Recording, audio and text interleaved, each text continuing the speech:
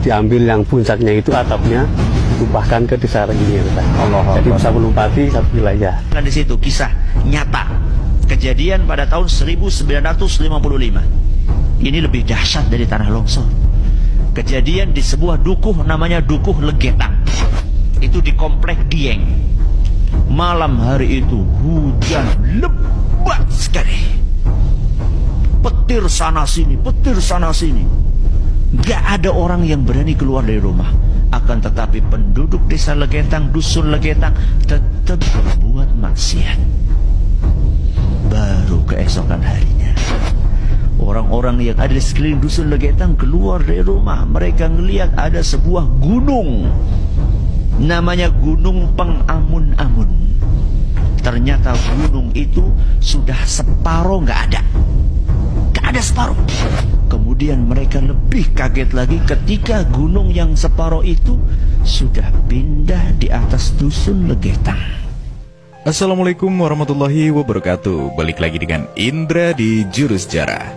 Kali ini saya akan membahas tentang Dusun Legetang, sebuah tragedi yang melegenda di Nusantara, namun banyak yang belum mengetahuinya. Bagaimana kisahnya? Gak usah berlama-lama, langsung saja masuk ke ceritanya.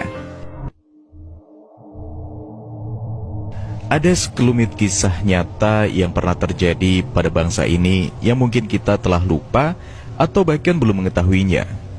Dan sayangnya, peristiwa yang penuh dengan pelajaran ini sama sekali tidak disinggung sedikit pun di dalam buku pelajaran di sekolah. Banyak di antara kita tidak pernah tahu jika ada suatu dusun yang penduduknya nyaris sama dengan kaum Sodom Gomorrah, senang bermaksiat, yang terkubur seluruhnya dalam satu malam hingga tidak tersisa. Satu dusun bersama seluruh penduduknya lenyap dalam satu malam. Lenyap dan hilang tertutup puncak sebuah gunung yang berada agak jauh dari lokasi dusun itu. Inilah kisah tentang Dusun Legetang yang masuk dalam wilayah Banjarnegara, Jawa Tengah, yang terjadi di tahun 1955. Pada saat itu, Dusun Legetang yang terletak di Desa Pekasiran, Kecamatan Batur, Banjarnegara, merupakan sebuah dusun yang makmur. Berbagai kesuksesan di bidang pertanian menghiasi kehidupan dusun itu. Penduduknya cukup makmur dan kebanyakan para petani yang sukses. Mereka bertani sayuran, kentang, wortel, kobis, dan sebagainya. Berbagai kesuksesan duniawi yang berhubungan dengan pertanian menghiasi Dusun Legetang. Misalnya, apabila di daerah lain tidak panen, tetapi di Dusun Legetang ini panen berlimpah. Kualitas buah dan sayur yang dihasilkan juga lebih baik dari daerah lain. Namun, bukannya mereka bersyukur dengan segala kenikmatan yang telah diterima, mereka malah banyak melakukan kemaksiatan. Barangkali ini yang dinamakan istidraj, atau disesatkan Allah dengan cara diberi rezeki yang banyak, namun orang tersebut akhirnya makin tenggelam dalam kesesatan. Masyarakat Dusun Legetang umumnya ahli maksiat. Perjudian di dukuh ini merajalela. Begitu pula minum minuman keras. Tiap malam mereka mengadakan pentas lengger, sebuah kesenian tradisional yang dibawakan oleh para penari perempuan yang sering berujung kepada perzinaan. Hingga ada juga anak yang malah melakukan kemaksiatan bersama ibunya sendiri. Beragam kemaksiatan lain sudah sedemikian parah di dusun ini. Pada suatu malam di pendopo Dusun Legetang, tepatnya 16 April 1955, suara gemuruh gamelan masih bergema di seluruh penjuru desa, diiringi dengan tawa riuh penari lengger nan genit. Bau arak Jawa, dupa, asap rokok bersatu bersama celotehan para penonton yang mulai mabuk. Satu persatu hanyut dalam suasana nafsu berjamaah. Tak peduli pria dengan wanita, pria dengan pria, anak atau orang tua, semua lebur berbaur dalam keriuhan libido malam itu. Bahkan ibu dan anak atau ayah dan anak sudah tak peduli, hanyut menuruti nafsu hewani yang sudah umum dilakukan tiap malam di dusun tersebut. Iya, memang hampir tiap malam dusun makmur itu menggelar kesenian lengger dengan penari yang bisa diajak memuaskan birahi.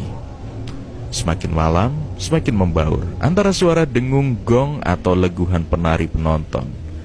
Tanpa disadari, di luar pendopo dusun, semakin malam rintik hujan turun semakin lebatnya. Namun hal itu tak dihiraukan oleh penikmat hiburan karena telah tenggelam dalam hipnotis libido yang melenakan itu. Hujan dianggap hanyalah sebuah hujan sebagaimana hujan biasa di malam-malam sebelumnya. Hampir tengah malam lewat hujan mulai reda. Jam menunjukkan pukul 23.00 atau jam 11 malam. Tiba-tiba terdengar suara dentuman.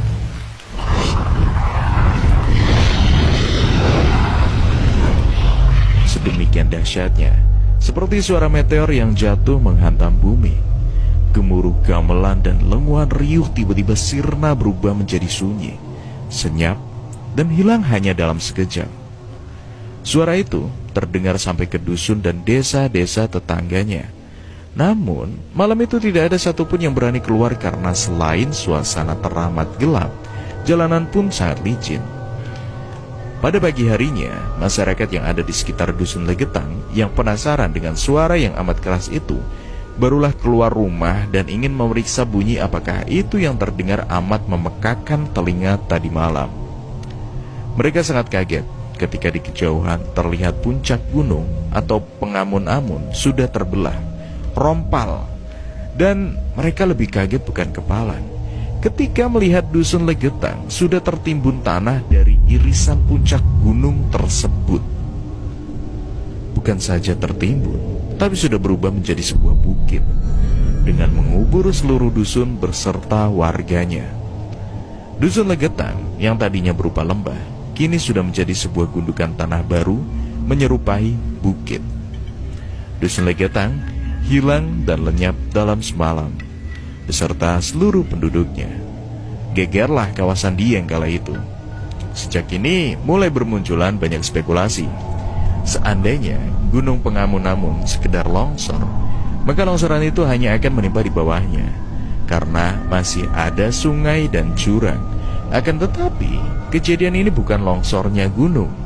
Antara dusun Legetang dan gunung Pengamun-amun terdapat sungai dan jurang yang sampai sekarang masih ada. Sebetulnya jarak antara gunung dan desa itu jauh, sehingga sulit diterima akal bahwa tanah longsor itu bisa menimpa dusun Legetang. Jadi, tanah itu seolah-olah terbang dari gunung dan menimpa dusun Legetang. Seperti diceritakan oleh salah satu saksi hidup peristiwa ini. Sebut saja Pak Toyib. Umurnya sekitar 71 tahun. Suara gunturnya atau sebutan longsor di daerah setempat itu sampai terdengar ke rumah saya. Padahal rumah saya desa Kepangkisan. Kisah Toyib yang saat peristiwa itu berusia 11 tahun.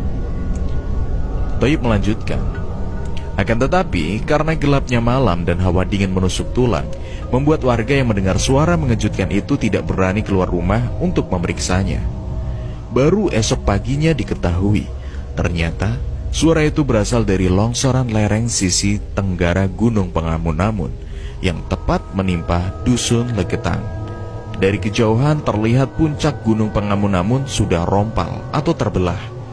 Bukan saja tertimpa, tapi juga terkubur, lalu berubah menjadi sebuah bukit yang mengubur seluruh dusun beserta warganya. Dusun Legetang yang tadinya berupa lembah, kini berubah menjadi gundukan tanah menyerupai bukit. Menyadari peristiwa itu, sontak masyarakat di sekitar sana terkejut.